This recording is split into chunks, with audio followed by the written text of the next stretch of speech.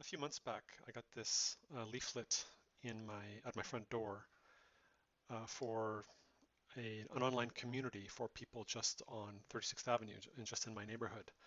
And I knew immediately what it was. It's obviously a social network that has regional, local pockets, groups perhaps pre-created specifically for people that live in that neighborhood. And then furthermore, they probably have some kind of incentive to, to enable people to print pamphlets and then send these invitations along.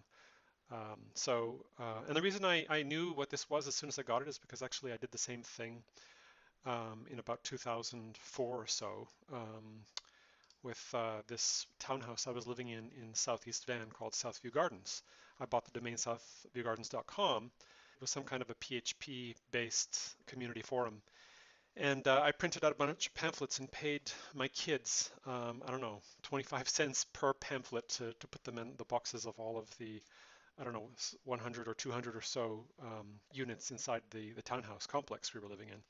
And yeah, we actually got some activity on it. The manager wasn't too happy about it, but at the same time, he recognized that he needed to join it if he wanted to stay on top of any kind of conversation that was going on inside the community.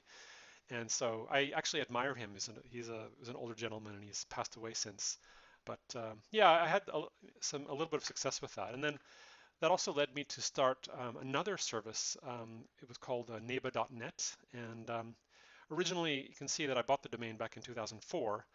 And it was probably similar to the modern day Kijiji with sort of classified ads. And so primarily it was, well, as the title here goes, neighborhood apartments. It was a service to enable people to find housing in apartments, but definitely on my roadmap was to also enable community-based forums and conversations, just like Nextdoor.com does. And so, unfortunately, I was not able to continue with that. Despite putting a little flash business partners wanted on it, I was not successful with this website.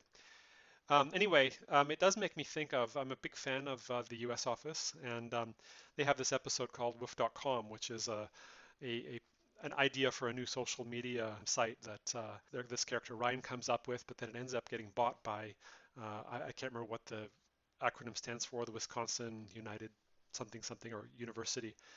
Because actually the exact same thing happened with Neighbor.net. If we go to a modern version of it, we'll see that it ended up being bought by um, the Northeastern Indiana Baptist Association. So yeah, unfortunately, I lost my domain to these guys. Um, but anyway, so yeah, I was excited to get the pamphlet to Nextdoor.com, and I joined it right away.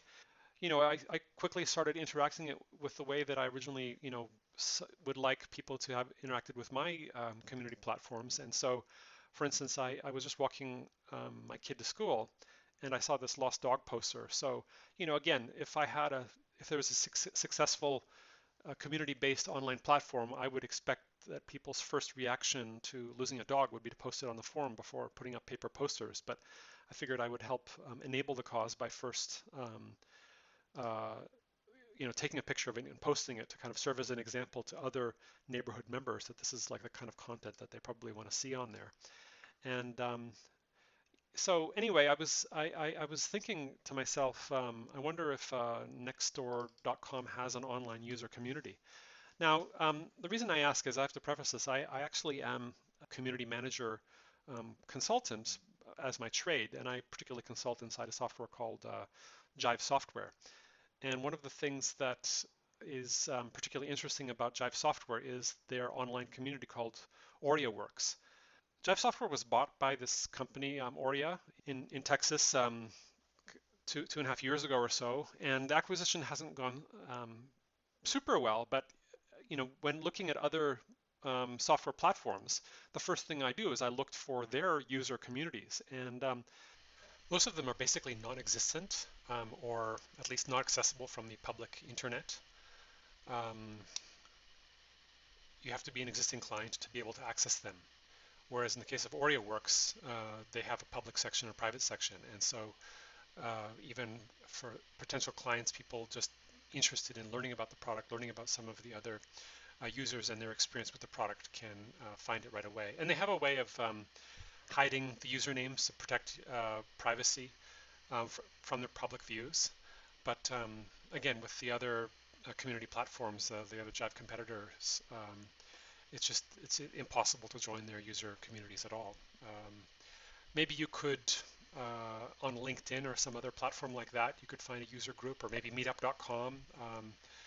I know that Atlassian has probably one of the better ones when it comes to open user communities, but I still think that OreoWorks is the best. And one example I would show you is that if you Google my name, Nick Edmeades Jive NYC, where I used to live, user group.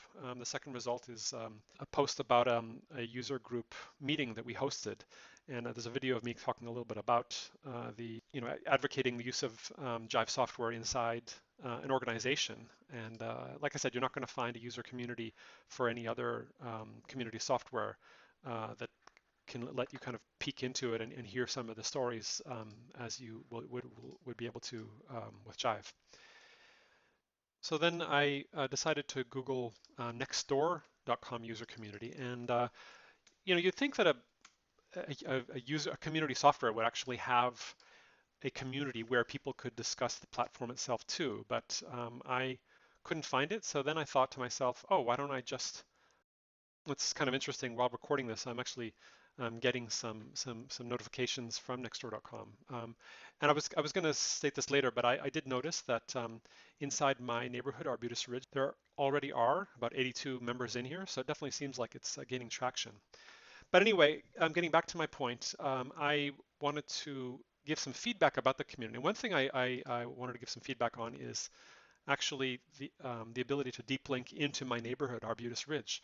I don't see, like all I see is neighborhood underscore feed, so I'm assuming that all neighborhoods just have the same URL.